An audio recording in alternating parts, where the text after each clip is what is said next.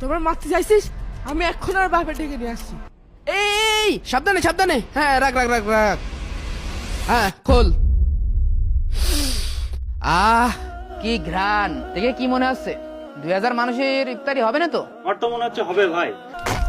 এই তুই তো রোজা নেই, তোর মসজিদে কি? আমি রোজা আছি। দুপুরে কি দিয়ে ভাত খেয়েছিস? আমি দুপুরে ভাত খাই। তো মসজিদে আইসিস ইফতারির লোভে, তা আমি ভালোই ভালোই জানি। আমি সত্যি কথা বলছি, আমি রোজা আছি। আবার মিথ্যা কথা বলছিস, সত্যি কথা বল। তোমার মারতে চাইছিস?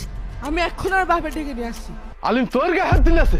আব্বা আলিম ভাই এদিকে আয়। মসজিদ তোর বাপের নাকি? ছেলে ফেলের ঘাট ধরে বের করে দিবি, তোর হাত আমি ভেঙে ফেলে দেবো। পারলে আমার গায়ে হাত দিয়ে দেখা। কি ব্যাপার, আপনারা নিজেরা নিজেদের মধ্যে মারামারি করছেন কেন? ছোট বাচ্চারা মসজিদে আসলে তাদেরকে ঘাড় ধরে মসজিদ থেকে বের করে দেওয়া, এটা ইসলামী দৃষ্টিকোণে ঠিক না।